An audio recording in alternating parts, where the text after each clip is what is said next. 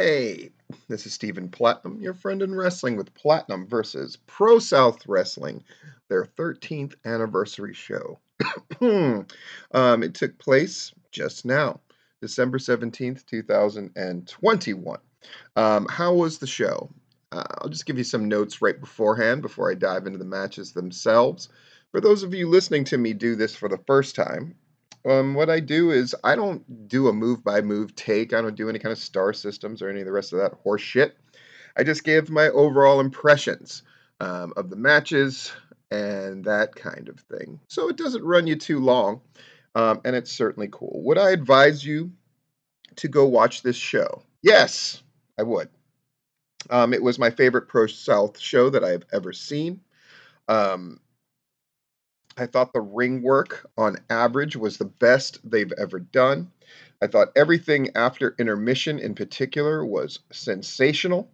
The main event, which a lot of people would call completely overbooked, I would call. I had texted Larry Goodman and said, I hope this thing is more the Sheik than Brian Danielson. And I got my wish. It was a lot of gaga. It was a lot of paying off of things that have been developed over a year of this conflict. The video package before the main event alone sort of shows that they should at the very least be nominated for Feud of the Year, and they should probably win it. And this in some was crazy. Did I think the end twist after all was said and done was lunacy? Yes. But Pro South, boy, they put the chips on the table, and I'm never mad about that. We open with this great video package highlighting everything, sort of a space theme. It's gorgeous. It's wonderful. It's this high level. You know, oh gosh, I'm going to get in trouble for saying this. Eff it, I'm going to say it. People go on and on and on about Southern Honors production. Pro South's is superior.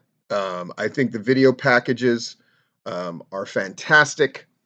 I think the lighting, the way the show looks, has improved so greatly, and the audio is good. Scott Hudson and Noah were a fantastic commentary team. If I can't have Shane Knowles there, Scott Hudson is certainly a great replacement and did a great job. Let's jump into this. They had a 10 bell for Jimmy Rave. My only knock is that bell is shit.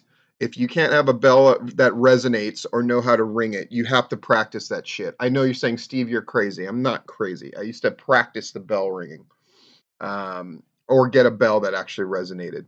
Small quibble though. Jimmy Rave meant a lot to this league, and they honored him. And the video package for Jimmy Rave that they play right afterwards, really, I thought was a bit of a surprise, but then really set a great tone for the night. Tyler Sutton in the first match against surprise opponent David Ali, and then second surprise opponent to make it a three-way dance, Trevor Aon of the Left Hand Path with Matthias Darkthorn, who cut a pretty good promo. Tyler Sutton, as I texted and wrote on the message board, was a moped in a motorcycle gang. He looked completely out of place, and David Ali and Trevor Aon, even with their prolific weightlifting, and Trevor Aon has never looked better physically, by the way, and David Ali always looks great, but both of their backs must be strained from carrying Tyler Sutton in this match. And we did get a familiar Pro South trope out of the way, which is you always got to have at least one match where somebody wins the match who has no earthly right of winning the match in terms of their skill level, and the little rest of it is so much lower than the guys that they're working that it seems preposterous that they won, even though it's predetermined and all of that. And that was this match. Tyler Sutton wins, is what it is. Brother Azrael against Roma Miller. Boy, the crowd loves Roma Miller, and the crowd was packed, and they were into stuff, and the noise level was high.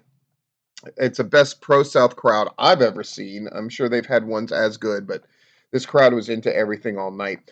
Roma Miller eventually wins that match, but it actually looked all right. I would normally say it would look ridiculous for him to win, but no, it looked all right. And the commentators did a good job of setting up this precedent that Brother Azrael has been taken off of his feet before by Damien Citrone and that kind of thing. I thought Serotonin, excuse me. So I thought that was actually a little bit of smart business there. Match number 3. Marcus Erics, who I was not familiar with, nor was I familiar with Aaron Dallas. This was okay. It wasn't the best or the most crisply done, but the story of the match was well done, and that kind of carried the okay at times ring action. I couldn't hear the name of that dude on the outside. Was it Root Dragon? I don't know. Whatever the case, he acted like he was rooting for both, but at the 11th hour in the pivotal moment, he took off his boot and decked Aaron Dallas, who then took the finisher of Marcus and got pinned, and then they beat him up afterwards.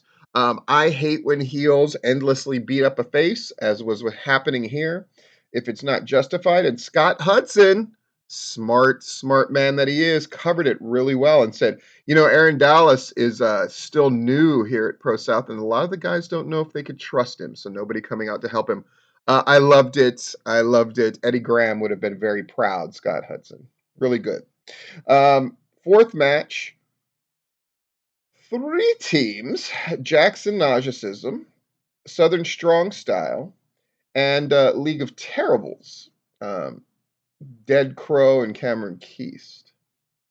Southern Strong Style, they have to be up for most improved. Uh, even their entrance was far more polished than it has been, but their ring work was great. Their energy level was just what the show needed at this point. Great, stellar job. I love the booking of an injury causing Southern Strong Style to have to bow out of this match. And then you had your first really good feel good moment of the show. Not that a babyface hadn't won previously, though Roma Miller did, but really good, genuine pop they got over Jax and Nauticism winning these titles. I think that was the smart move. I think that was the good move, and a nice little way to reward Nauticism for doing such a great job of getting over here at Pro South. So a nice moment there. Intermission, which I thought was really great. Oh my God, 4 matches and we're going into intermission and we're going to have 3 more. And what 3 matches we had. I can't believe I'm saying this. Chris Crunk and Eric Silva was great.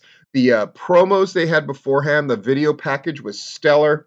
Both of them did great mic work, but then they just did a great match with a great little story. I'm sorry I keep saying great, but it was. When it's fucking good, it's good. Chris Crunk manages to win to bring the crowd down. Oh boy, I love it. Carly Bravo against Damien Seratone. Another really freaking good match. And, kind of a baby face-ish versus baby face-ish match, which is good because it really contrasted with the main event. I love Damien countering Carly Bravo's move with a brainbuster and then getting the pin off of that. I loved it. The video package before the main event, before Tyler Culprit against Ace Haven.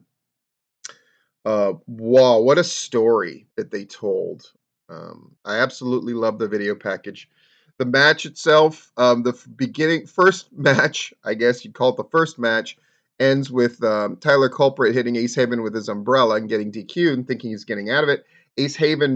Amy Haven pulling rank big time and banning the League of Terribles, and then making it no DQ, no count out. Then it just becomes a savage, high energy, sort of brutal moves to each other kind of match, which is the only way I think this thing would have worked. And then the shenanigans, tons of shenanigans. League of Terribles showing up, Damien trying to cut them off. The return of, I'm not even going off of notes at this point. I'm going off of memory. That's how memorable it was, even though there was so many moving parts. Reynolds showing up, spearing Ace Haven, leading to a false finish and a kick out. The wayward daughter, um, Harley coming to the ring with another umbrella, but turning on Tyler Culprit, hitting him with the umbrella. Um, but Ace and him still going back and forth. But the exposed corner from earlier in the match finds its way into the finish as Ace pile drives Tyler Culprit and pins him. And everything is supposedly right as rain, except then Harley low blows. And I mean, there's all kinds of shenanigans. Referee getting taken out, then referee getting rain dropped, Noah from the commentary booth whipping off his shirt and having a ref shirt. I mean, this whole thing was just bananas. But then Harley low blowing Ace, then Cameron Keast coming cashing in his Gold Rush briefcase that he had won previously and pinning Ace Haven. What? What does that mean? I don't know. But kudos to ProSouth for doing something really hard to do, which is when you have your end show, when you have your big blow off show, and that's exactly what this was. Often it's hard to sort of get restarted. Instead, they just jump started. Is it going to pay off for them? I have a feeling it's going to. We're just going to have to see.